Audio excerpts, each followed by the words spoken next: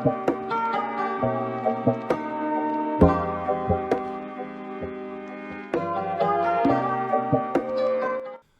à tous, bienvenue au 7e épisode de Truth Seekers, ici avec Philippe Cardinal, on sait, Nick Macbeth, Anthony Porco en arrière de la caméra, et notre premier invité officiel, Nicolas Mourakadé. Donc, sans plus attendre, je vais le laisser s'introduire, qu'on sache à qui on a affaire aujourd'hui. Absolument. Bonjour, merci beaucoup de m'avoir invité aujourd'hui. Ça fait plaisir d'être ici avec vous. Comme il a si bien dit, je suis Nicolas Mourakadé. Ça fait maintenant 14 ans que je suis dans le monde de l'éducation, dans lequel je suis tombé par pure coïncidence, ayant un bac en commerce, en administration plutôt, initialement. Et puis, j'ai enseigné, oh mon Dieu, j'ai tout enseigné. J'ai enseigné l'informatique, j'ai fait de l'art dramatique, j'ai fait des sciences en début de carrière. Mais les dernières années, j'ai plutôt enseigné les sciences humaines, donc monde contemporain, j'ai enseigné l'histoire, j'ai enseigné l'entrepreneuriat. Et ça fait maintenant à peu près 1 an que je suis directeur adjoint. Un poste qui m'est comme un peu tombé du ciel. En fait, j'ai reçu mon offre d'emploi il y a 1 an et 2 jours aujourd'hui. Oh. Et puis... Bon anniversaire. Mais Salut, merci un beaucoup. gâteau. Ouais, oui, je m'attendais à ça. On nous a rien dit. Pour qui on t'a dit de check les facts. Et puis, ça a été une année extraordinaire, remplie de défis, jusqu'à la dernière heure avant de venir ici. Mais j'ai pas de regrets, j'adore ce que je fais, j'adore le monde de l'éducation et donc je suis content d'être ici avec vous aujourd'hui. Donc, c'est ça. Actuellement au Collège Sainte-Anne. C'est au Collège Sainte-Anne à la Chine, oui. C'est ça. Et Nick, tu peux leur expliquer notre relation, nous, avec Parlant de monde contemporain, dans le fond, M. Mourakadé était notre prof à nous, à Collège Charlemagne. Il y a 3 ans, 4 ans qu'on était à Collège Charlemagne. Secondaire 5, il y a combien d'années? Ça fait maintenant, vous avez gradué il y a 3 ans. 3 ans. Ouais. Ok, ouais. Donc, notre prof de monde contemporain. Très bon prof, si j'ai mon mot à dire. Très bonne dynamique dans la classe. Il sait comment apprendre, comment teach vraiment Enseigner. comme il faut, enseigner, oui. Sauf le français. Des choses comme ça. Et aussi, il s'occupait beaucoup d'activités parascolaires. Genre, je suis allé avec Mooms, on l'appelle, mais on va l'appeler Nicolas pour les deux la Nicolas. raison du podcast. Ah, 2 Nicolas, on devrait... Nicolas 1, Nicolas 8. Ouais, mais version 8, ça veut dire version, tu sais, Améliorée. perfectionnée, améliorée. Mais dans le fond, moi, je suis allé en Europe avec Nicolas et je suis aussi allé à Cuba, donc 2 voyages qu'on a fait. Et dans le fond, il s'occupait de plusieurs activités parascolaires, donc c'était vraiment nice, très bon prof, très belle expérience. Ouais, simple pour moi, si je peux rajouter sans trop le flatter en ce moment, mais moi c'était mon prof aussi en histoire du 20e siècle et en entrepreneuriat, basically mon prof dans la moitié de mes cours en secondaire 5. Donc c'était vraiment une bonne année grâce à lui et c'est pour ça qu'on a pensé à l'inviter au podcast, un podcast sur l'éducation, je pense, parce qu'on sait que, en tout cas moi de la façon que je l'ai vu, qu'il n'enseigne pas d'une manière traditionnelle par rapport à ce que d'autres professeurs on est habitués, des cours magistraux, tout ça. Nick ici qui rentrait beaucoup plus dans des nouvelles méthodes d'enseignement. Par exemple, j'ai eu une classe inversée avec lui où est-ce que il nous envoyait des vidéos et nous on les écoutait à la maison et après ça en classe on travaillait sur la partie du contenu qu'on avait découvert. Donc la classe était à la maison et après ça c'était des questions en classe, tout ça, et des activités. Donc vraiment j'ai trouvé c'est de ce côté-là de l'innovation. Donc on voulait qu'on parlait aujourd'hui dans le podcast de montrer comment le monde de l'éducation doit être différent de ce qu'il a été par le passé déjà. Donc, si je peux rentrer directement plus dans le sujet, moi, mon introduction de où est-ce qu'elle vient, c'est que j'ai vraiment l'impression que notre système d'éducation actuel n'est pas adapté à la réalité ni d'aujourd'hui ni de demain. Donc, la façon dont la matière est enseignée à l'école, je ne trouve pas qu'elle est enseignée d'une façon adéquate pour nous préparer au monde de demain. Moi et Nick, on parle souvent Nick Macbeth ici, on parle souvent des innovations technologiques qui vont venir, de comment la société va être transformée par l'intelligence artificielle et d'autres grandes inventions. Mais le système d'éducation, il enseigne de la même façon qu'au 20e siècle. Où est-ce que toutes ces grandes innovations qui vont changer la société n'existaient pas, il n'étaient même pas des plans encore. Donc voilà, aujourd'hui j'aimerais qu'on discute de comment est-ce qu'on pourrait faire d'un système qui me semble maintenant désuet et qui doit être adapté. Comment est-ce qu'on pourrait faire pour l'améliorer et le réformer vers le mieux et peut-être d'exposer d'autres problématiques qui peuvent être là. J'ai lu un livre qui m'a été recommandé par toi ici sur justement un peu ce qui s'est fait au Collège Sainte-Anne, qui ont vraiment voulu moderniser leur façon de promouvoir l'éducation. Donc oui, le livre ici, Osons l'école. Vraiment très bonne lecture qui m'a été utile pour voir qu'en ce moment déjà, il y a des projets éducatifs qui vont vers l'avant et qui vraiment, moi je m'inquiétais du fait que le système n'était pas adapté, mais je vois qu'il y a une adaptation qui se fait dans certains établissements. Donc je ne sais pas si tu pourrais nous en parler un peu plus de ce qui se passe au Collège Sainte-Anne, de comment est-ce qu'ils essayent de moderniser leur façon d'enseigner là-bas. Absolument. Écoutez, le Collège Sainte-Anne est quand même un vieux collège. Hein. Il a été fondé en 1861. C'était fondé par les Sœurs de Sainte-Anne jusqu'à 1987-88, peut-être un peu avant. Il n'y avait que des filles là-bas. C'était très traditionnel. Et même, je vous dirais, jusqu'à l'an 2001, 2, 3, 4, ça restait encore un collège très traditionnel. Petit à petit, avec la vision et l'innovation des nouveaux directeurs, de la nouvelle équipe de direction qui s'est installée, ils ont envisagé quand même de façon bon, pas prémonitoire, mais ils ont vu que l'éducation devait changer. Et donc, déjà en 2004-2005, les élèves avaient déjà tous un laptop, qui, dans la plupart des écoles, c'est pas quelque chose qu'on voyait très souvent. Encore aujourd'hui, vous regardez les écoles, il n'y a pas beaucoup de technologie. Donc, ils ont vu que la technologie, c'était une des voies de l'avenir à l'époque. Mais c'est bien beau avoir la technologie, ou plutôt avoir un outil technologique, mais si on ne sait pas comment l'utiliser, et surtout si les enseignants ne savent pas comment l'exploiter, ça ne donne pas grand-chose.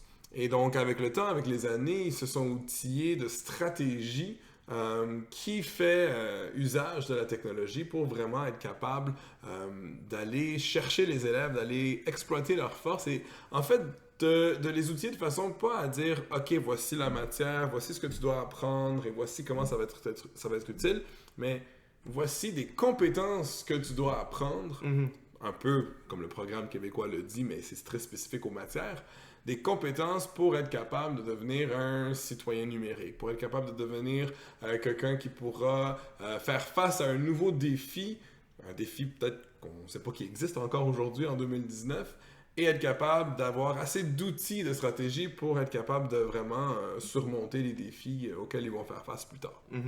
Et donc ça vient avec du temps, de la pratique. Le plan n'est pas encore parfait aujourd'hui en 2019, mais on est quand même fiers de ce qu'on a réussi à implanter jusqu'à maintenant au niveau des différentes stratégies dont je vous parlerai un peu plus là, au cours du podcast.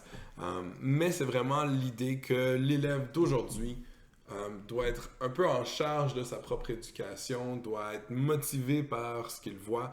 Un cours d'histoire où on apprend les dates par cœur. Je pense que nous trois, peut-être moi un peu moins parce que je suis prof d'histoire, mais la plupart des gens vont pas se rappeler des dates qu'ils ont vues ou même s'ils s'en rappellent, ils vont pas comprendre la pertinence de les apprendre. Tandis qu'aujourd'hui, c'est important pour un jeune de comprendre la pertinence de ce qu'il apprend parce que sinon il va perdre la motivation, il va pas vraiment savoir qu'est-ce qu'il fait. Ça se désintéresser beaucoup plus rapidement.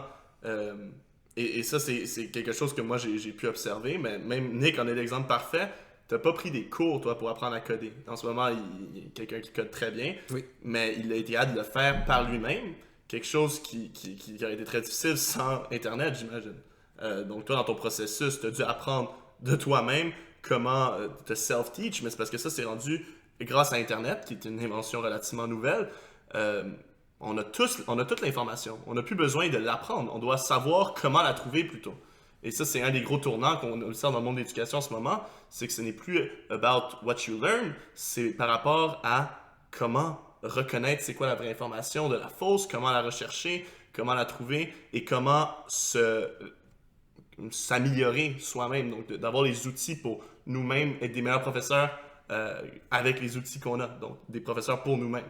Oui. C'est ça qui était beaucoup expliqué dans le livre et je crois que c'est fondamental parce que comme on en a parlé souvent, il se peut que des emplois qui existaient depuis le dernier siècle ne vont plus exister dans 20 années et dans 30 ans encore pire, 50 ans, on n'a aucune idée ça va ressembler à quoi la société. Non, mais 100% parce que comme vous dites les deux, ce que je trouve c'est vraiment important qu'à ce point-ci, on soit capable pas d'apprendre des choses, mais apprendre à apprendre, dans le sens que tu dois être capable avec la venue de toutes les technologies, des nouvelles technologies qui viennent, maintenant à la place d'être des choses qui sont complètement oui, on va dire l'intelligence artificielle et tout ça va complètement changer la société, mais c'est plus des itérations de technologie. Donc, on doit apprendre et apprendre à s'adapter aux nouvelles technologies.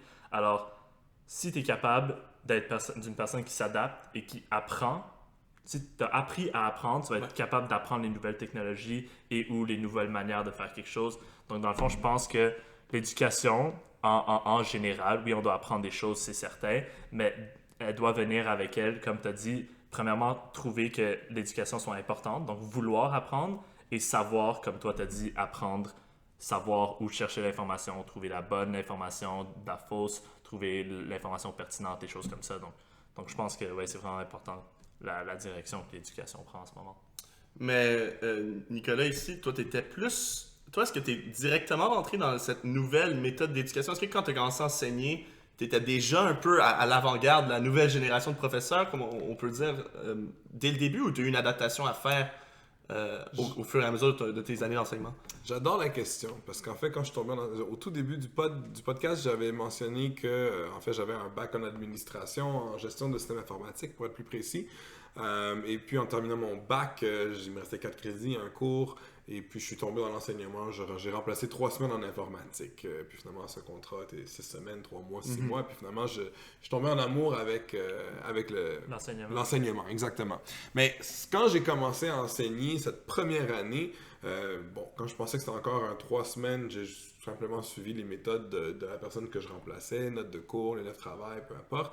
Et puis petit à petit, j'ai réalisé que lire des lignes sur un texte et puis essayer de l'appliquer, c'était pas toujours la bonne façon. Donc moi, quand j'ai vu que mon contrat allait s'allonger, j'ai commencé à enregistrer des vidéos, en 2005 quand même, enregistrer des vidéos qui montraient comment je faisais certaines étapes, que ce soit du Photoshop ou même du Word, Excel, peu importe. Et puis, c'était pas des cours en ligne non plus, mais je mettais ça sur le réseau. YouTuber since day one. Ouais, c'est ça. C'était pas tout à fait ça à l'époque, mais je mettais ça sur le réseau interne de l'école. Et puis, je disais aux élèves, OK, apportez vos écouteurs, vous allez écouter ça, puis écoutez-le, puis allez-y, pratiquez selon ce que je vous ai dit. Et puis, à ce moment-là, les élèves avançaient un peu à leur propre rythme. Bon, je leur donnais des objectifs. Et cette année-là, j'avais aussi, à l'école où j'étais avant, à Charlemagne, les élèves devaient faire beaucoup de mise en page dans Word pour leur projet d'histoire, mais ils ne savaient pas. Puis j'avais mis 12 chapitres, comment faire ça. Ça, j'avais réussi à le mettre en ligne, j'avais payé un site web pour avoir beaucoup de bandes passantes. Encore une fois, on parle des années avant YouTube. Et sans le savoir, ce que tu as mentionné au début, c'est une forme de classe inversée. Bon, ça se faisait à l'école, mais au moins les élèves, au lieu de me regarder faire une démonstration pendant 10 minutes, il faut que je les rappelle à l'ordre parce qu'il y en a 2-3 qui n'écoutent pas, c'est allez-y à votre propre rythme. T'as pas compris? Écoute de nouveau la vidéo. Tu as des questions, ben moi je peux circuler, mais si tu as compris, ben tu peux avancer beaucoup plus vite à ce moment-là. Donc sans même le savoir, j'ai eu cette intuition, si vous voulez, qu'il y avait des méthodes différentes que le prof c'est tout, écoutez-moi et ensuite pratiquez. C'est sûr, mes premiers cours hors de l'informatique, des cours plus comme sciences, j'étais un peu plus magistral les premières années, mais rapidement j'ai appris qu'il faut interagir avec les élèves. Et oui, le prof en sait beaucoup, mais justement, pourquoi écouter la personne qui le sait? Comment est-ce que cette personne a appris tout ça? C'est en lisant, c'est en découvrant, c'est en faisant des erreurs. Mais il faut donner cette même chance aux élèves aussi. Et donc, c'était important pour moi, le plus possible, dès les premières années, de donner cette chance aux élèves de prendre un peu contrôle de leur cours. Mais je vous dirais que c'est seulement à partir après mes 2 années au Brésil, de 2012 à 2014, que là, j'ai vraiment appris. Vous rentrez des informations comme ça. Mes 2 années au Brésil, tranquille. J'ai enseigné pour mettre les auditeurs à jour. Oui, j'ai travaillé dans une école internationale au Brésil pendant 2 ans, à peu près 7 ans après avoir commencé à enseigner. Et il est revenu à Charlemagne juste pour nous enseigner à nous. Ouais. Et je suis revenu à Charlemagne parce que j'avais un contrat là-bas. Parce qu'il voulait nous enseigner. Je ne savais pas qui était là à l'époque, par contre. Non, mais vous ramenez un autre point que vous avez un peu, je trouve, on peut en parler, mais laissez passer, c'est aussi le fait que si vous mettiez les vidéos comme ça en ligne, c'est vraiment important parce que pas tout le monde est fait égal.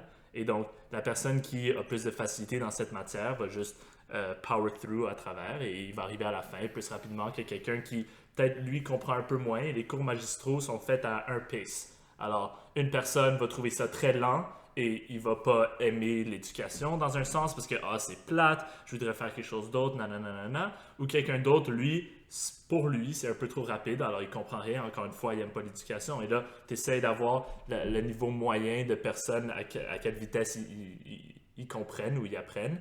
Et ça, je trouve, tu manques quand même beaucoup de personnes. Ah oui. Donc, faire des vidéos comme ça, c'est tout le monde peut apprendre à son propre rythme, mais c'est plus avantageux, je trouve, pour... Je vais arrêter de clap. Whoopsies. En fait, ce que tu mentionnes le concept de différenciation.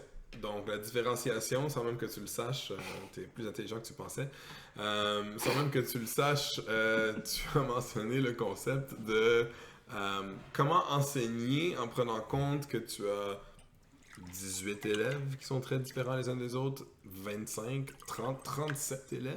Oui, parfois nous avons beaucoup d'élèves en classe. Et c'est sûr qu'il y en a un qui va apprendre la notion en 5 minutes et un autre va... C'était moi. Pourquoi? À quel statut pertinent? Un peu, ouais. Un peu, ouais. Je ne vais pas me faire passer de commentaires, je suis un professionnel de l'éducation. Oui. Et puis, j'en ai d'autres, comme la personne à ma gauche, qui prenait beaucoup plus de temps à apprendre certaines notions. Ça arrive. C'est pour ça qu'il est numéro 8. Et puis, globalement, c'est ça. Donc, la façon d'enseigner aujourd'hui prend en compte la différenciation. Donc, par exemple, la différenciation, c'est pas apprends ce que tu veux quand tu veux non plus. Il y a quand même, on a comme des balises que le gouvernement nous donne qu'il faut respecter, surtout quand ça vient aux examens du ministère. Mais par exemple, je vous disais tantôt, j'avais des vidéos que ce soit en ligne ou sur l'intranet du collège. Les élèves vont le voir, mais ensuite, c'est pas maintenant que tu as vu à ton propre rythme, applique ce que je demande. C'est bon, voici des notions de base, qu'est-ce que tu peux faire avec? Donc, c'est laisser place à la créativité des élèves. Donc, si un élève est plus confortable, je sais pas moi, à présenter un projet à l'oral, ben tu laisses présenter un projet à l'oral. Peut-être pas en informatique, mais je parle généralement. Si un élève est plus confortable à le faire visuel à PowerPoint, allez-y. Quelqu'un aime mieux faire un téléjournal, vas-y. Miser sur les forces de tout le monde. C'est ça, parce que ultimement, on veut que tu atteignes un certain objectif, mais l'objectif et la méthode sont deux choses séparées.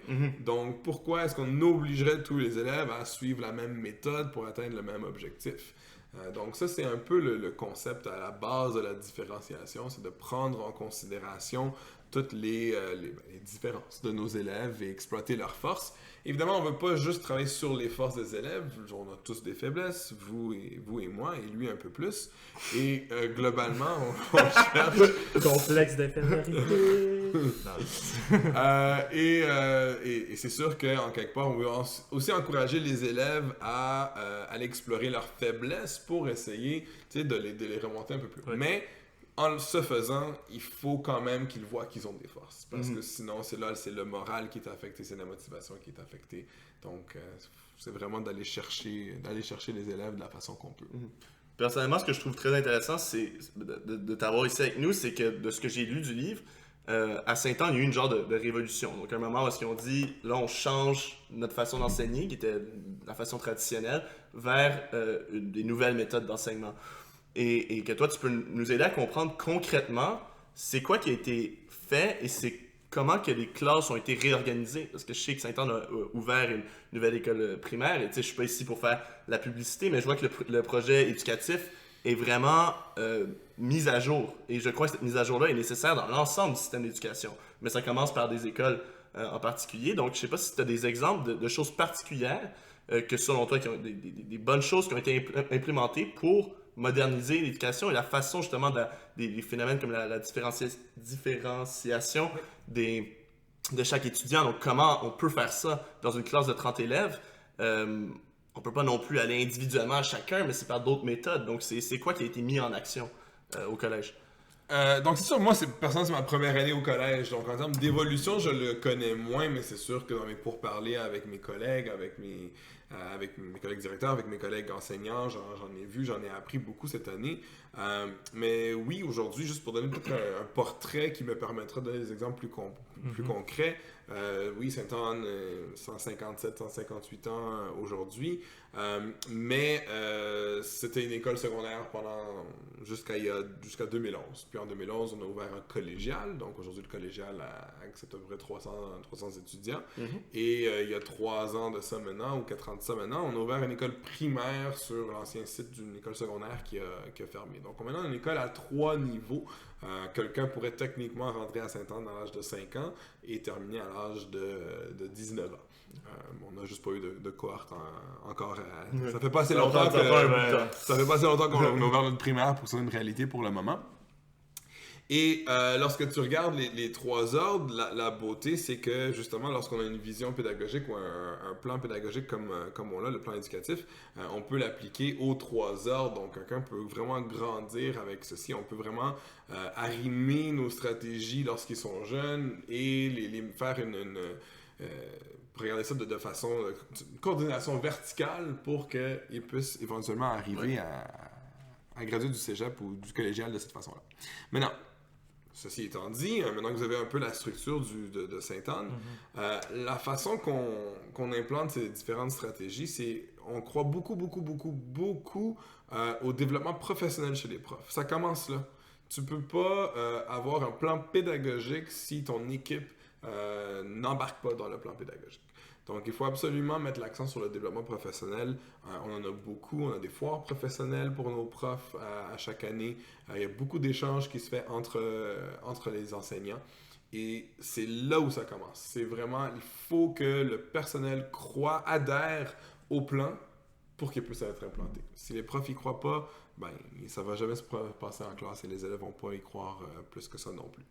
Donc, déjà là, n'importe qui veut faire un changement doit être prêt à investir du temps, de l'argent et des méthodes à former son personnel. Je pense que c'est la base de tout. Par la suite, c'est de s'assurer que tout ce qui est développement professionnel va être vraiment implanté en classe. Donc, c'est sûr qu'on encourage nos profs à utiliser les technologies. Tous nos professeurs ont des plateformes pédagogiques interactives avec les élèves. Donc, que ce soit au début, c'était dépôt de fichiers, allez voir le fichier, il est là si vous en avez besoin, mais ça, n'importe qui peut faire ça. Mais aujourd'hui, c'est beaucoup de vidéos de profs. Beaucoup de sites comme Seesaw. Donc, Seesaw, les élèves vont se filmer, par exemple, en éducation physique. Donc, ils vont pouvoir se filmer. Bon, c'est sûr qu'ils travaillent en équipe. Donc, par exemple, Nicolas, toi, tu vas le filmer.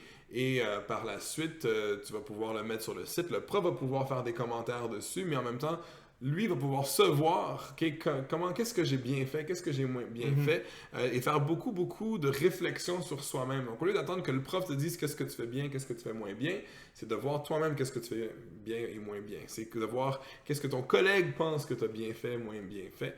Et c'est aussi, ça permet de la rétroaction beaucoup plus directe, beaucoup plus rapide, parce que c'est une autre chose. Si tu attends 1 semaine, 2 semaines, 1 mois pour donner de la rétroaction, c'est fini. L'élève a déjà oublié, il comprend pas c'est quoi. Et ça, c'est le plus de la technologie maintenant en éducation. Ça permet aux profs de contrôler un peu plus, beaucoup plus en fait, de donner une rétroaction plus rapide à tout le monde, à la place de devoir regarder chaque personne, par exemple en éducation physique, faire le mouvement.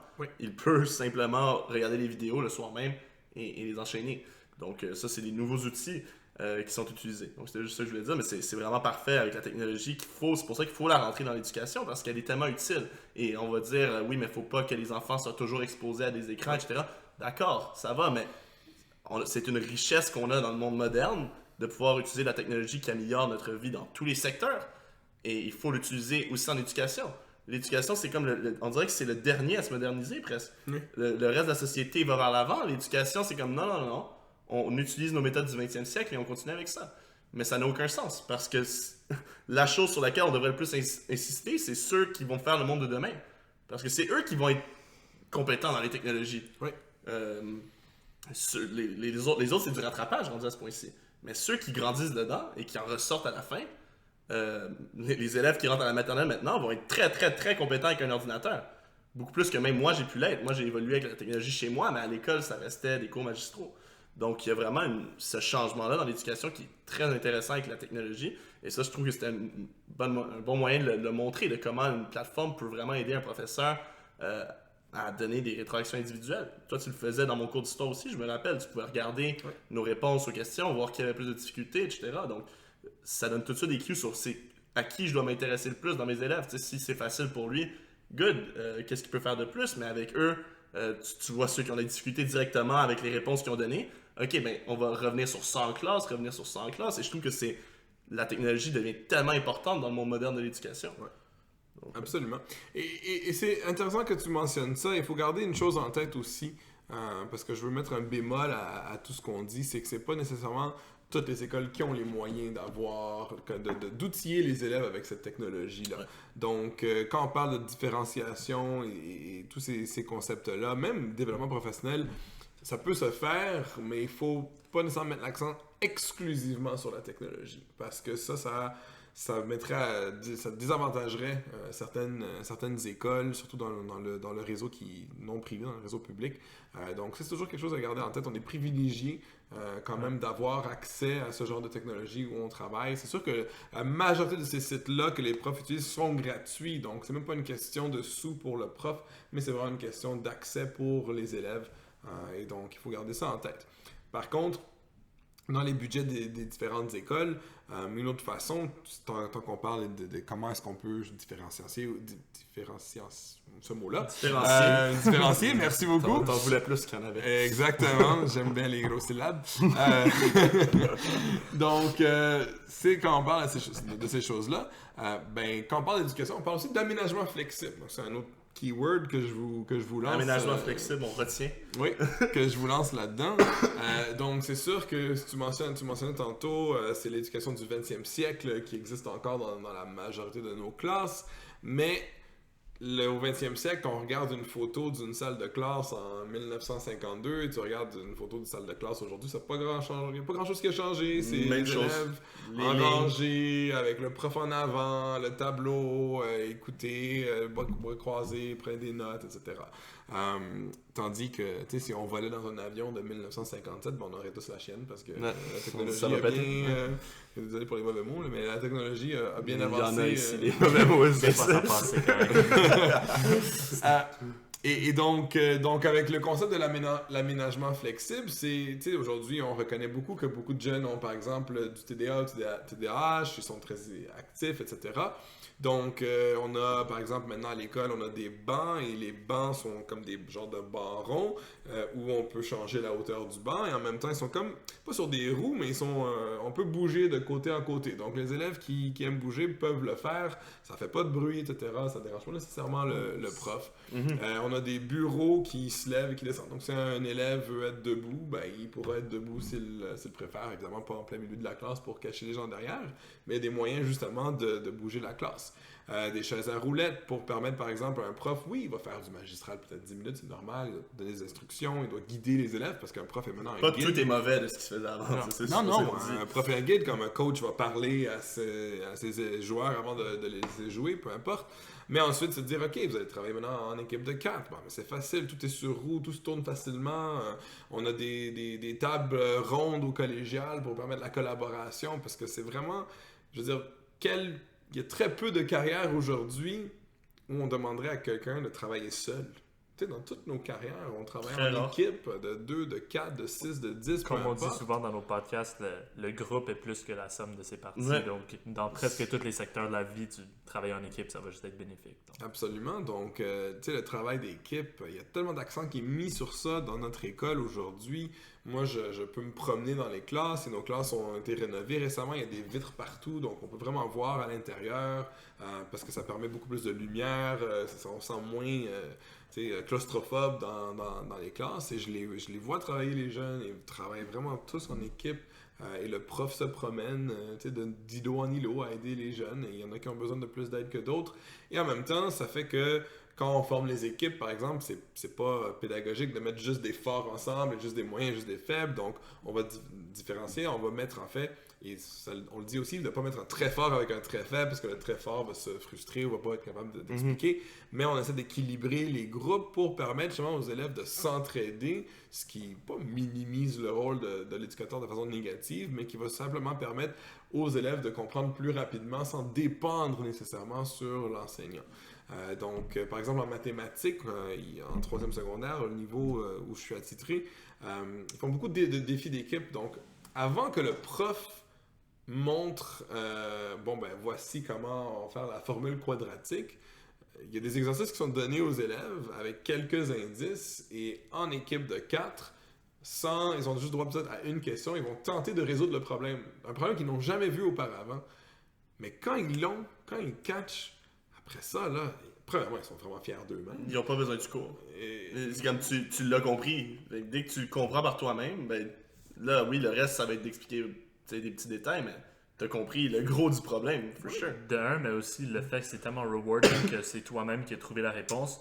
Moi, je vais vouloir que le prof m'en parle plus dans ma tête. Je suis comme, yes, j'ai trouvé la réponse, donne-moi les petits détails, mais ça, c'est moi qui l'ai trouvé. Genre, Et c'est très actif. Je suis maître de ma propre éducation, dans un sens.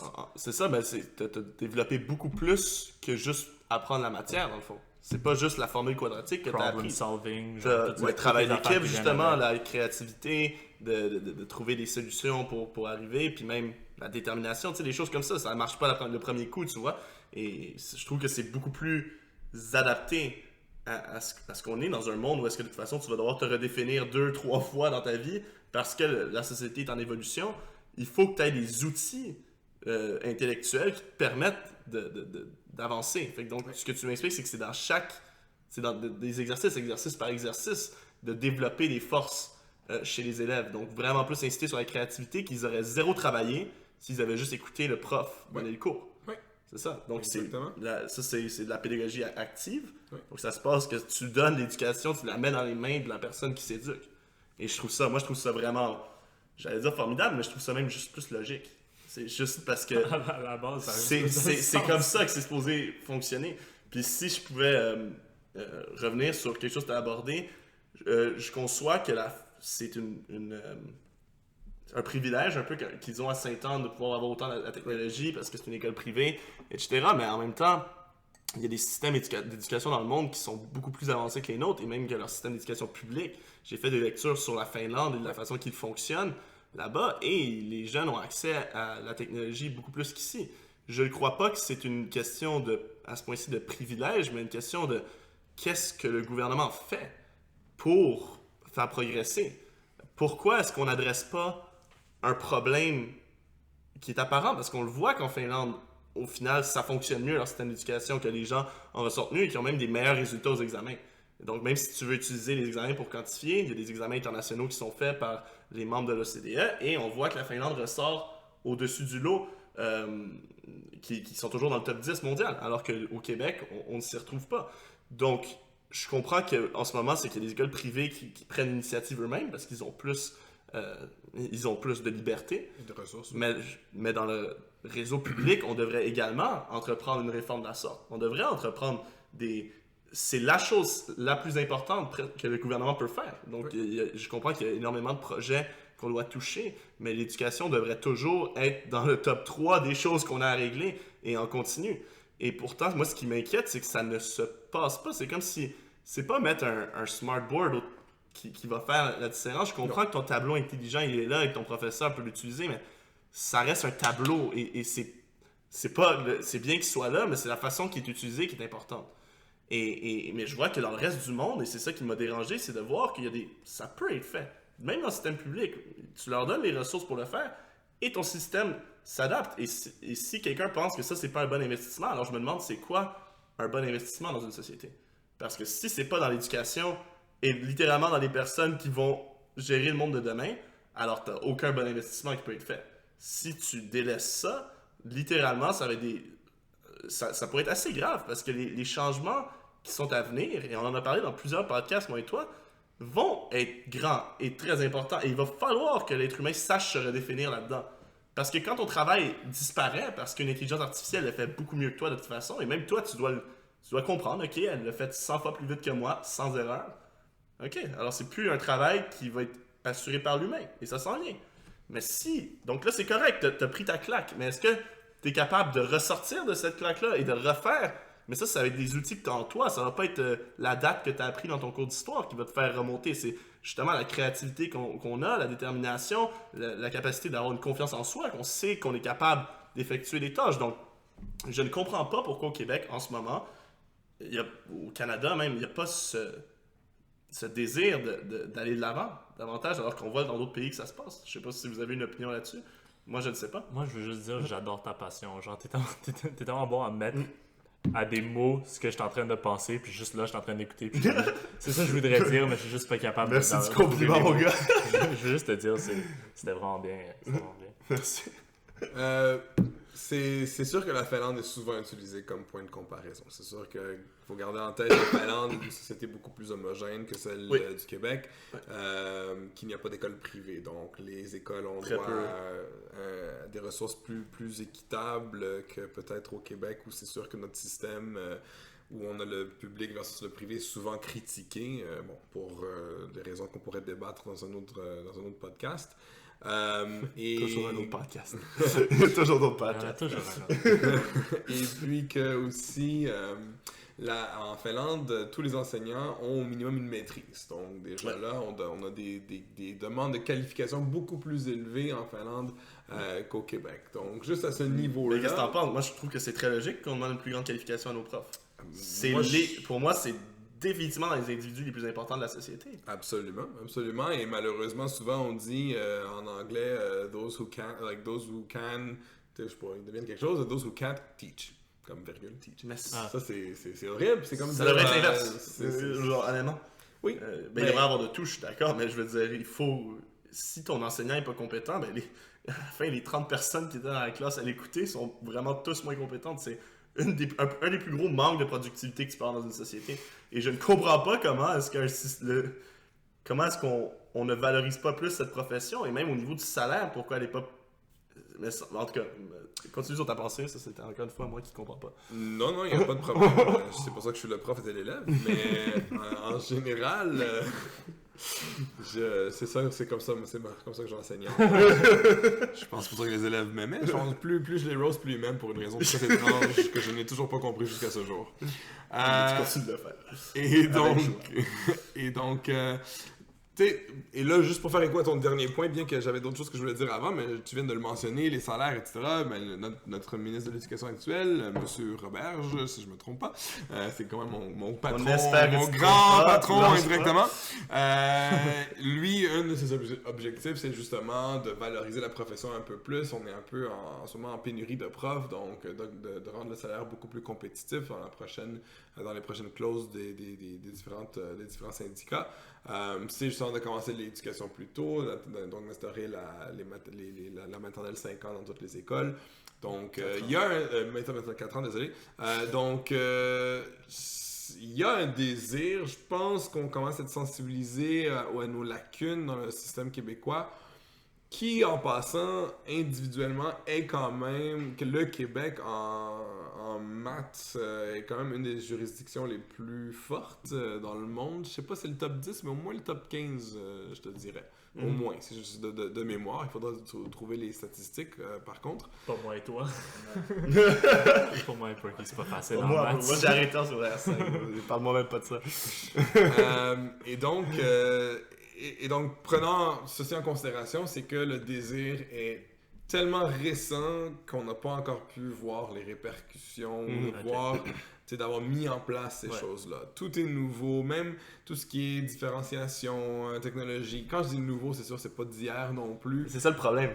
C'est nouveau, mais c'est bien qu'on le fasse. Oui. C'est bien qu'on le fasse éventuellement, mais c'est pas tant nouveau.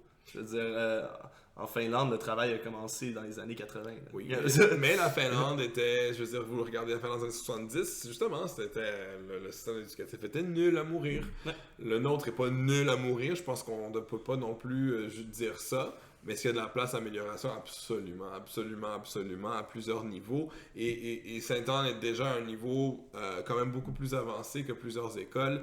Et même là, on commence, et tu l'as mentionné tantôt, on commence même à regarder c'est quoi les avantages de l'intelligence artificielle dans les classes. Donc, par exemple, les bots, comment ils peuvent nous aider, comment ils peuvent répondre à des questions des élèves, les types d'exercices qu'ils peuvent faire pour vraiment cibler les faiblesses, pour ensuite demander à cet élève de pratiquer un peu plus ce avec quoi il a le plus de difficultés, et pas juste de faire des exercices qu'on demanderait à tous les élèves de faire.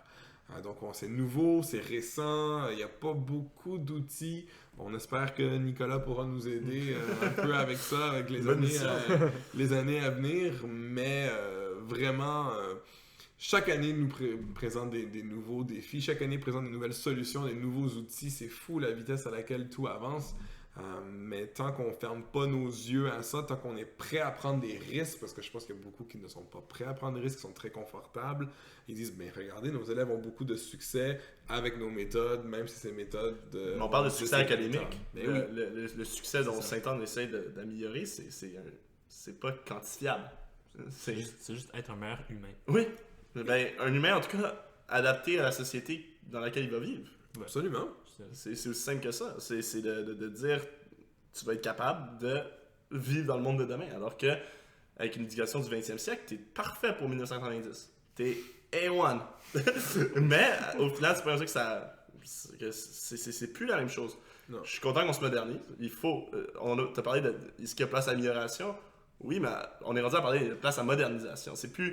La modernisation va faire l'amélioration, mais c'est comme il faut suivre la courbe du temps. Puis là, on dirait, je sais pas pourquoi, avec l'éducation, on a décidé qu'on était pris dans hier, et pourquoi le cours se donne de la même façon en 1910 qu'en 2010, j'ai pas compris.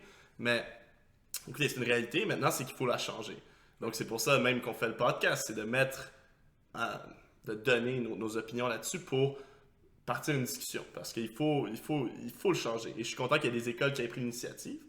Et je comprends que c'est pas facile, parce qu'il y a des risques aussi financiers qui sont reliés à ça, tout ça. Donc, je comprends que c'est pas facile, mais il faut le faire. Et le fait qu'on ait pu observer d'autres pays dans le monde le faire, c'est rassurant, dans le sens, ok, mais ça peut fonctionner, et ça finit par fonctionner. On est à combien de temps? 42.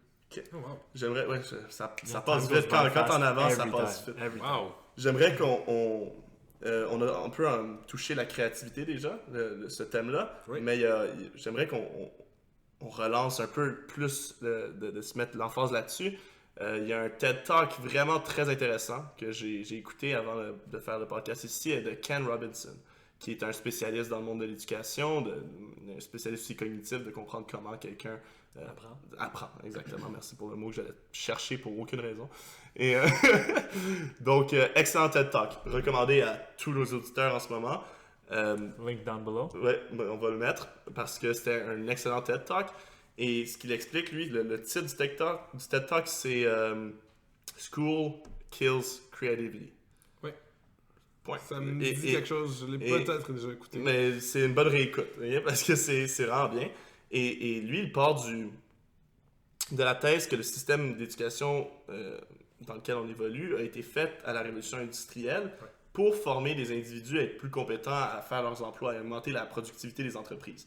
Donc, en gros, c'était simplement les entreprises qui se sont rendues compte que pour leur productivité, c'était vraiment mieux d'avoir quelqu'un qui sait lire et faire des calculs de base pour, par la suite, travailler dans l'usine et faire moins d'erreurs et être plus efficace. Mais les entreprises n'étaient pas prêtes à investir leur propre argent pour développer le système d'éducation pour ça, parce qu'ils avaient tout le risque que peut-être qu'il allait faire toute son éducation avec telle entreprise, aller dans une autre entreprise après. Donc, c'est l'État qui a pris cette responsabilité-là, de former les populations pour un système d'éducation, pour des entreprises par la suite dans lesquelles ils allaient travailler. Et c'est correct, mais ça a été un système qui a été fait vraiment basé sur justement la performance, c'est qui le meilleur pour que l'entreprise à la fin sache c'est lequel qu'il peut choisir. Et aussi, c'est un système qui est très très restreint dans le sens on te modèle à ce qu'on a besoin pour ces entreprises-là à la fin de l'histoire. Et pour dans un moule. Ouais, puis pour le monde industriel. Donc voilà de ce qu'on a besoin, mais si tu es excellent en danse, not so much money to make, alors la danse, on la tasse. Oui.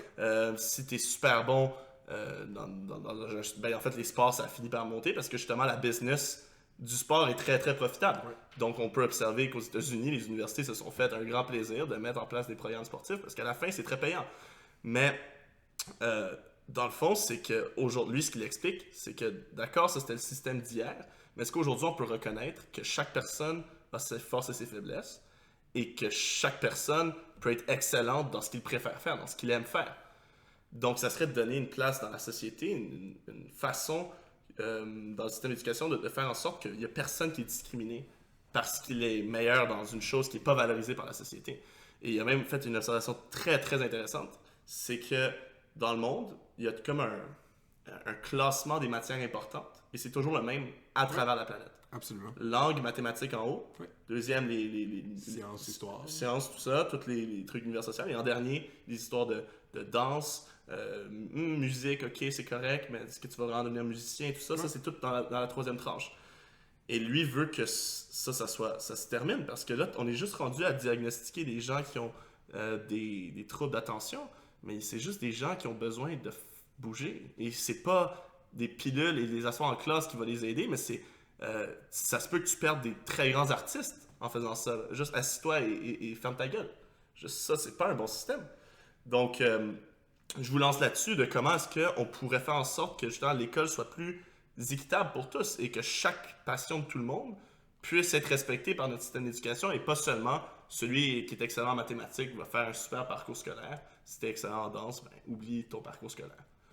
Je sais pas si on se tourne vers le numéro 8 pour voir un peu son... Ben comme, moi je veux juste faire un parallèle genre dans le monde des...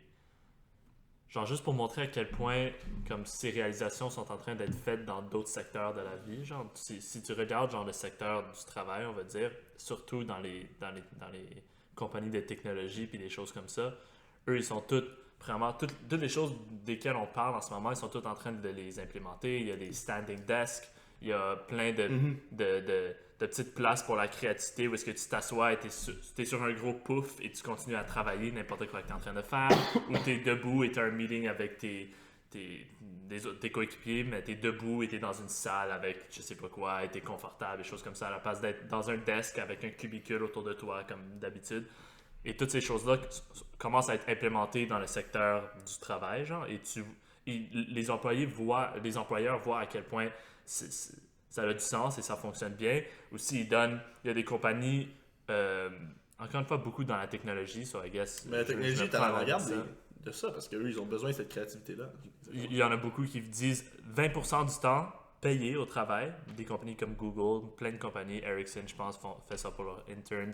Beaucoup de compagnies sont comme 20%, 25%, tu travailles pas sur le projet qu'on t'a donné, tu travailles, tu fais quelque chose qui a rapport avec ce que tu fais, mais sur ton propre projet sur le côté. Sois créatif, travaille sur quelque chose.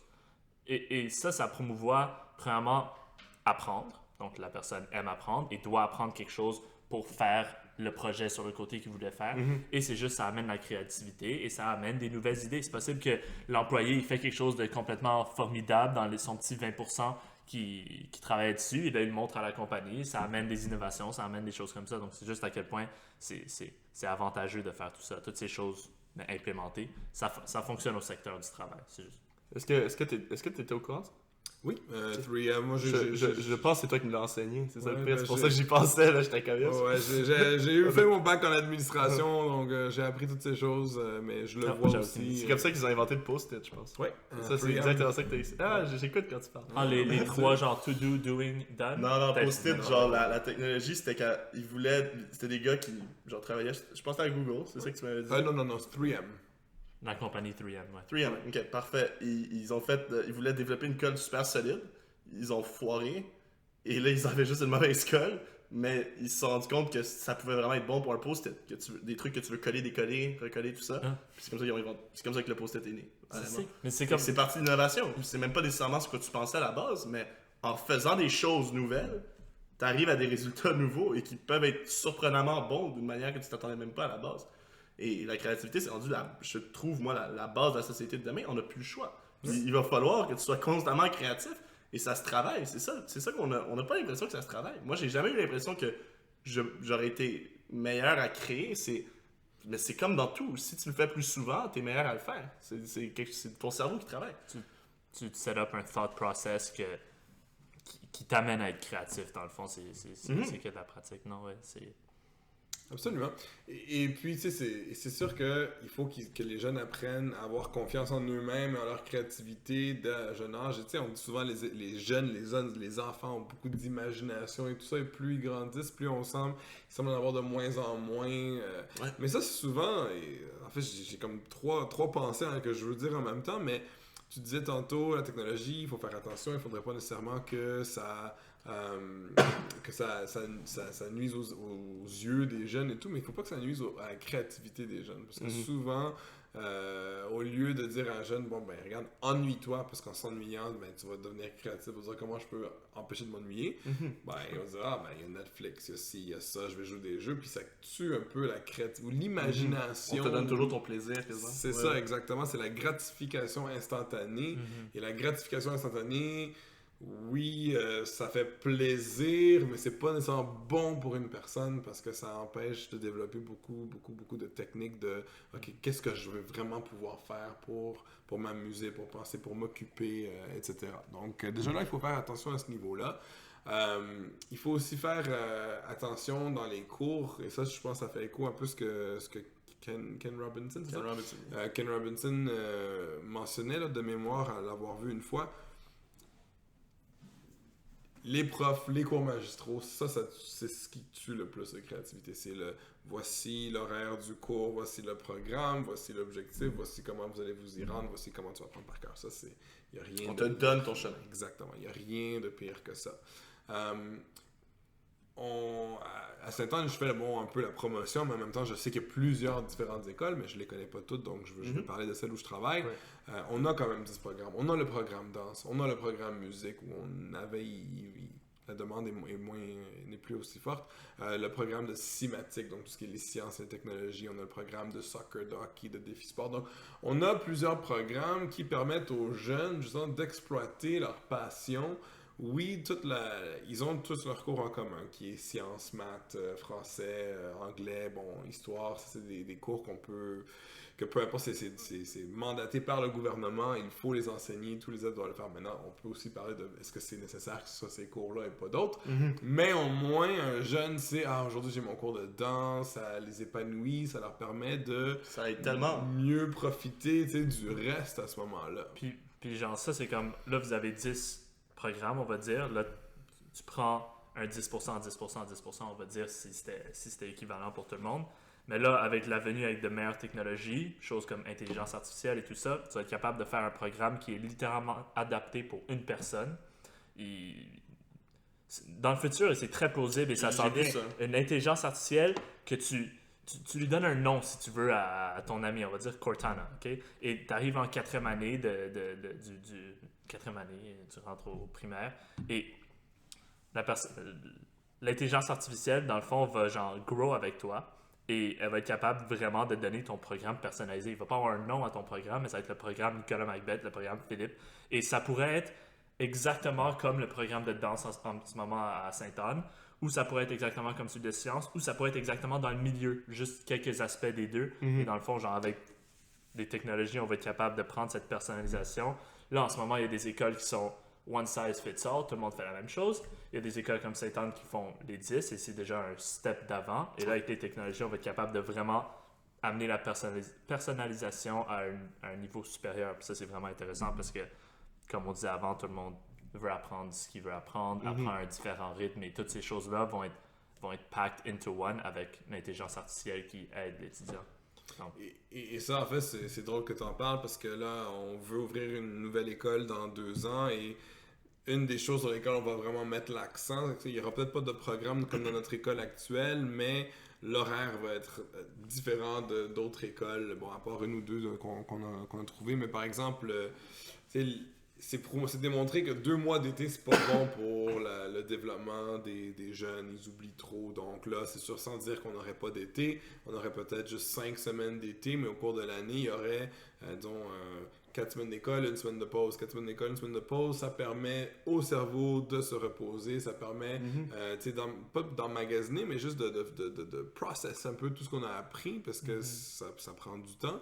donner du repos, d'empêcher une pause qui est trop longue nécessairement.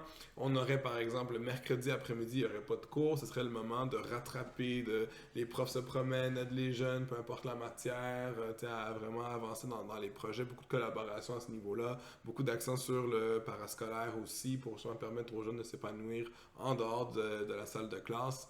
Donc toutes ces choses-là, les données y sont, on ne serait pas les premiers de la planète à le faire non plus, mais justement on essaie de s'inspirer des histoires à succès des écoles de différents pays autour du monde. Notre direction, la haute direction, va souvent visiter d'autres écoles pour justement pour aller voir et ensuite exploiter les meilleurs points. Évidemment, ensuite nous on les invite, là, c'est pas voler les idées, mais c'est de les partager plutôt, parce que dans le monde de l'éducation, et ça c'est vraiment une croyance personnelle, plus tu partages, plus ça bénéficie la société en général.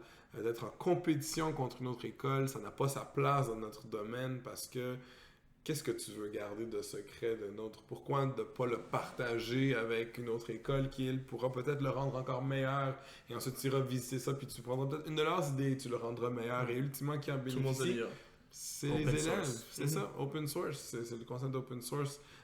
Et donc ça, c'est vraiment quelque chose qu'il faut encourager au sein des écoles, c'est partager plus. Ça se fait déjà, il y a beaucoup de colloques, il y a beaucoup de conférences, il y a des écoles qui s'invitent mutuellement, mais c'est sûr que c'est pas toutes les écoles. Et on aimerait que ce soit toutes les écoles pour justement que tout le monde puisse en bénéficier en fin de compte. Ça, pour expandre un peu dessus, et si je comprends bien, donc c'est vous, Sainte-Anne ouvre une autre école, bientôt, dans 2 ans. 2 ans, qui va être tout de suite à l'avant-garde un peu des techniques de pédagogie. Et est-ce que le but, c'est de toujours rester à l'avant-garde et d'évoluer cette école-là? Et comme, dans un certain sens, c'est des nouvelles techniques de pédagogie que, s'ils fonctionnent, on les amène petit à petit dans la plus grande école avec plus d'élèves. C'est comme... Absolument. Ce serait une école, je dirais pas laboratoire, parce que c'est comme trop risqué, mais une école, je pense qu'on a quand même fait nos recherches, on aura une équipe solide, les profs qu'on va engager vont être vraiment axés sur nos méthodes, vont croire aux nouvelles méthodes le plus possible, parce qu'encore une fois, on veut pas des profs trop traditionnels dans cette nouvelle école-là, mais... c'est sûr que c'est notre deuxième école, mais je veux dire, on aurait des échanges entre nos deux écoles secondaires pour justement permettre de voir qu'est-ce qui fonctionne mieux dans une ou l'autre. C'est sûr que c'est beaucoup plus simple quand c'est nos propres écoles comparé à une autre où il faudra demander des invitations plus formelles. Mais reste que, généralement, on va vraiment pouvoir apprendre les uns des autres et en devenir plus fort et plus riche. Et c'est sûr qu'on va inviter des gens de l'extérieur à venir voir, soit pour consulter, soit pour nous guider aussi. Parce que c'est sûr qu'on ne réussit pas tout seul. Donc, comme j'ai dit tantôt, on réussit avec la collaboration. Mm-hmm. Je trouve qu'on parle entre nous de cette innovation-là, et c'est très bien la discussion, mais du point de vue des élèves, toi, tu es beaucoup plus en contact avec eux. Eux, c'est comment qu'ils perçoivent tout ce changement. Ils doivent le voir que leur école ne fait pas les choses de la même manière que leurs amis dans d'autres écoles, par exemple. C'est comment qu'ils le perçoivent et c'est quoi leur sentiment par rapport à ces upgrades-là? C'est drôle comme question parce que ces jeunes-là ont 13, 14, 15, 16 ans et n'ont connu que Sainte-Anne. Donc, ils n'ont pas vraiment de point de comparaison. Okay. Pour eux, c'est la norme. C'est seulement peut-être s'ils parlent à des amis. Et même là, les jeunes ne comparent pas tout le temps. Toi, tu as travaillé à plusieurs endroits. Donc, toi, tu peux faire la comparaison à leur place un peu de comment est-ce que tu les vois d'une façon différente? Est-ce que tu observes des choses différentes entre ces élèves-là et d'autres élèves que tu as pu avoir par le passé, incluant moi et Nick, quand même? Oui, non, je les préfère beaucoup plus maintenant. Cheap shot. Non, j'ai toujours adoré tous mes élèves de A à Z. Mais j'ai des élèves ils réalisent qu'ils sont très chouettes d'être à Sainte-Anne. Ils me le disent, non, Sainte-Anne, c'est l'école où je veux être. Que ce soit, des fois, c'est juste pour le programme, juste parce qu'il y a beaucoup de sport et ils vont pas nécessairement parler des cours de mathématiques. Mais ça veut dire qu'ils aiment aller à l'école parce qu'ils aiment le sport. Puis dans une autre école, ils auraient été malheureux parce qu'ils auraient fait moins de sport. Donc, c'est peut-être juste le programme de sport, mais c'est excellent d'avoir un programme de sport. Oui, et sans enlever rien aux écoles publiques, les écoles publiques avec sport-études, souvent, c'est un programme adoré par beaucoup d'élèves aussi. Et donc, il faut le voir comme, évidemment, comme j'ai dit, les élèves ne voient pas nécessairement les avantages qu'ils ont. Plusieurs, quand même, le voient. Et d'autres, par contre, je vais être transparent, d'autres n'apprécient pas nécessairement qu'on passe tant de temps sur l'ordinateur. Où il y a plusieurs qui se sentent insécures face au fait qu'on les laisse à eux-mêmes. Pas à eux-mêmes, fais ce que tu veux, quand tu veux, mais où justement, un défi de mathématiques, je veux pas t'expliquer comment le faire. Je veux que tu le trouves. Non, mais je veux que vous me l'expliquiez, je comprends pas. Et donc, plusieurs sont très insécures face à ceci, souvent parce qu'au primaire, ils n'ont pas nécessairement eu cette méthode-là, donc ils tombent un peu des nues avec les nouvelles méthodes.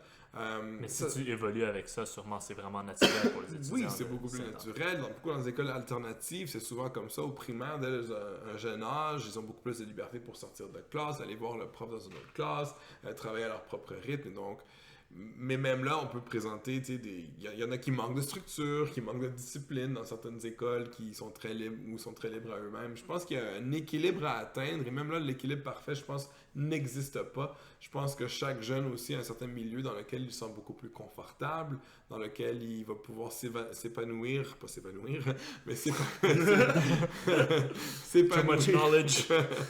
s'épanouir beaucoup plus.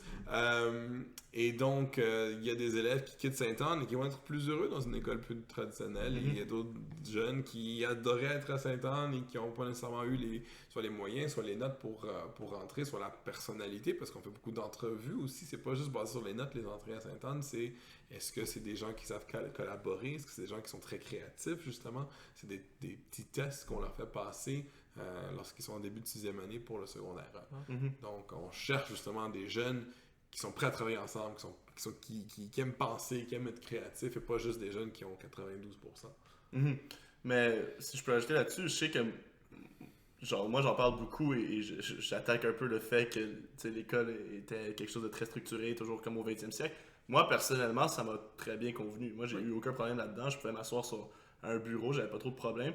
Comme tu dis, il y a certains élèves qui préféraient qu'on leur donne la réponse. Ça, c'est parce que c'est plus facile. C'est parce que c'est plus facile. Moi, dans le fond, j'ai eu la vie facile de m'asseoir et d'écouter ce que le prof dit et après ça, de savoir le retenir. Fait que j'ai une bonne capacité de rétention, j'imagine. Mais tu sais quoi? Tu dis toujours t'aimes pas les maths, right? Ouais. Peut-être t'aurais aimé les maths si ça avait été appris d'une autre manière. Ouais, ou peut-être qu'on m'aurait pas dérangé avec les maths dans les 3 dernières années de mon éducation, ou que ça aurait été fait d'une autre façon, de façon à ce que je dise ok, fair enough. Puis j'enlève rien à la manière que ça a été. Moi, j'enlève à la manière dont ça m'a été enseigné 100%. C'est vrai que si t'as pas vu l'autre côté, tu sais pas à quel point t'aurais Non, mais t'as raison. quelque chose. Peut-être que si j'avais vu une application beaucoup plus concrète aux problèmes mathématiques que je faisais, que je voyais que ça faisait à la fin une différence, par exemple dans la salle de classe, ou je sais pas, c'était un jeu ou quelque chose du genre, j'aurais probablement eu beaucoup moins de frustration que d'être avec mon livre. Parce que, ok, mais je m'en fous. Comme, cette ligne-là que je dois résoudre, je m'en fous.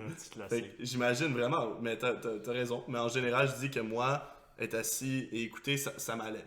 Mais aussi, c'est parce que c'est pas juste que j'étais paresseux, c'est aussi que ça marchait. Comme je me rappelais des choses à la fin de l'histoire. Mais tout ça pour dire que je pense que c'est bien qu'il y ait plusieurs modèles d'école. Des modèles, chacun portés vers des objectifs pédagogiques, dont des choses très importantes qui devraient se retrouver dans chaque école, comme la créativité, l'innovation, des choses comme ça qui, selon moi, sont élémentaires. Mais après ça, d'avoir plusieurs modèles qui peuvent quand même convenir à différentes sortes d'étudiants. Puis une école se spécialise dans telle chose, cette école-là spécialise dans la technologie, Nick serait allé, il y a eu beaucoup de fun là-bas. Donc, au sein même du système d'éducation moderne, d'avoir différentes écoles. C'est pas comme il y a un modèle qui doit prévaloir, c'est que vu qu'il y a tellement de personnes qui ont des perceptions différentes, l'école doit devenir comme un lieu où est-ce que chacun peut s'épanouir, comme on a dit précédemment. Donc, différents modèles pour différents modes de pensée. Oui. Et je pense que ça serait vraiment l'idéal. Mais je pense que c'est aussi là-dessus qu'on est en train de travailler. Donc, je pense que Sainte-Anne, justement, peuvent... Par exemple, vous avez des portes ouvertes, il y a des gens qui viennent voir comment ça se passe là. OK, on retire ça qu'on a vu de bien, mais on veut que notre école reste structurée de telle façon. Fait qu'ils intègrent cette nouveauté à leur propre programme. Et je pense que c'est comme ça que vraiment le système va pouvoir mieux progresser. Absolument. Ouais. Ça fait 1 heure de running time là. Donc, finishing words de chacun. Je peux commencer et juste dire... Wow, j'ai tellement blank, je savais exactement ce que j'allais dire. Mais Philippe, vas-y. Parfait, j'aime parler. Donc, j'ai trouvé la discussion ici très enrichissante. Je pense que c'est des discussions qu'on doit avoir et qu'au Québec, il devrait y avoir plus vite même. De façon à ce qu'on puisse moderniser quelque chose qui devrait être important pour tout le monde parce que l'éducation, on est littéralement tous dans le même bateau, on doit en faire. Surtout dans le monde de la formation continue, où est-ce que même nous, en tant qu'adultes, on va devoir continuer de se parfaire. Je pense que toi, tu es à l'école même en ce moment. Oui. Ça n'arrête jamais. Donc, l'éducation, on doit s'interroger dessus. Mais quand on parle des enfants, là, c'est encore plus important parce que eux, c'est leur première... Ils rentrent dans l'éducation pour la première fois de leur vie. Donc, c'est important qu'on les encadre bien. Donc, je trouve que cette discussion est fondamentale. Je suis vraiment content d'avoir pu l'avoir avec Nicolas. Donc, merci beaucoup d'être venu. Très apprécié de ma part. Pour le Goodbye Word, comme d'habitude, donnez-nous le support, donnez-nous la rétroaction. On adore la recevoir. Rajoutez à la discussion. S'il y a des points que vous n'avez pas été d'accord, on veut les voir dans les commentaires. Donc, merci à tous et je vous dis à la prochaine pour moi. Puis, ouais, juste pour dire, genre, dans le fond, à quel point, comme tu as dit parfaitement, l'apprentissage et l'éducation est tellement importante.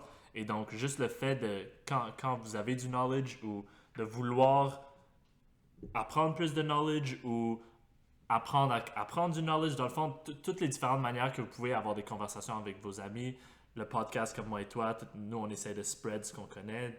C'est une forme d'éducation, on va dire, qu'est-ce que Saint-Anne fait. Donc, moi, je trouve aussi, si j'ai mon mot à dire, c'est que la discussion sur l'éducation est importante et aussi juste s'éduquer en ayant des discussions. Tout à fait, ça passe par ça. Je suis très d'accord avec Do you toi. have any finishing words? Closing words? Écoutez, c'est sûr, moi j'ai pas fait énormément d'écoles dans ma vie, j'en ai fait 3 quand même à long terme, que ce soit 2 ans au Brésil ou 12 ans au Collège Charlemagne, maintenant mon année à Sainte-Anne. Je pense que ce qu'on oublie souvent, c'est que pour que le facteur qui a le plus d'influence sur le succès d'un élève n'est pas la technologie, n'est pas le type de cours, c'est l'élève qui se demande est-ce que does the teacher care? Est-ce que l'élève même, est-ce qu'il veut que je réussisse? Parce qu'une fois qu'un élève réalise que le prof veut que l'élève réussisse, tu peux lui faire faire n'importe quoi. Et je pense que, et on l'a pas mentionné dans le podcast, donc je finis un peu avec un queue de poisson comme ça, mais c'est vraiment le facteur numéro 1 prouvé à plusieurs niveaux. Maintenant, c'est sûr que tout ce dont on a parlé va aider encore plus. Et c'est important, la différenciation, d'où la pédagogie active, ou les mobiliers dans les classes, ou la technologie. Je ne vais rien enlever à tout ça, ça reste très important. Mais il faut toujours se rappeler que l'adulte dans la salle fait une différence. Et donc, on revient au développement professionnel. Et non seulement sur comment enseigner, mais comment gérer une classe. Parce que j'ai vu d'excellents profs qui n'avaient pas de bonnes relations avec les élèves et les élèves n'apprenaient pas. Et j'ai vu des profs qui peut-être ne sont pas aussi toqués dans leurs connaissances, mais les élèves voulaient leur plaire, donc ils essayaient fort et c'est là qu'ils faisaient des recherches eux-mêmes, c'est là qu'ils essayaient vraiment de réussir. Et donc oui, ça reste un facteur important, mais c'est sûr que même un prof aimé, mais qui ne fait que des cours magistraux, les élèves vont réussir académiquement, mais c'est pas nécessairement là où ils vont réussir le plus, s'épanouir le plus et être préparés le plus pour le futur. Mais n'oublions jamais le rôle de l'enseignant, ou plutôt le rôle du guide, de l'adulte, parce que c'est pas juste enseigner, mais c'est vraiment de guider nos jeunes. Et si on peut outiller ces jeunes et cet adulte de tout ce dont on a parlé aujourd'hui, je pense que là, on a la formule gagnante pour le monde de l'éducation. Puis c'est vraiment là, si je peux juste rajouter une petite chose, parce que je vois l'intelligence artificielle étant genre l'exosquelette un peu du prof, dans le sens que le prof va faire quelque chose, mais l'exosquelette va amplifier ce mouvement et le faire encore plus fort. Donc l'intelligence artificielle va vraiment être un outil, un levier où est-ce qu'il peut juste avoir plus de reach, être plus personnel, des choses comme ça. Absolument. Non, ça va. Ouais, ça j'ai à dire. Relation prof-élève, c'est important parce que quand on a besoin de quelqu'un dans les podcasts, Our ils man apparaissent. right here. Ce que vous savez pas, c'est que j'ai reçu beaucoup d'argent pour ça. Et donc, On lui a même pas encore donné à manger. donc merci pour l'invitation. C'était merci vraiment à toi. intéressant. J'ai pas Merci vu le temps beaucoup d'être passer. Ouais, Vraiment. Nous aussi, on est toujours choqués. Normalement, c'est vraiment long les soirées avec vous, mais ce soir, c'était extraordinaire. Les cours avec toi aussi, c'était Les roasts ici sont longs. Non, merci beaucoup d'être venu écouter. Comme d'habitude, like, share, subscribe, faites toutes les belles choses qu'on fait au 21e siècle avec l'Internet. Merci beaucoup. Ça, c'était l'épisode 7 et on vous revoit épisode 8. Ciao!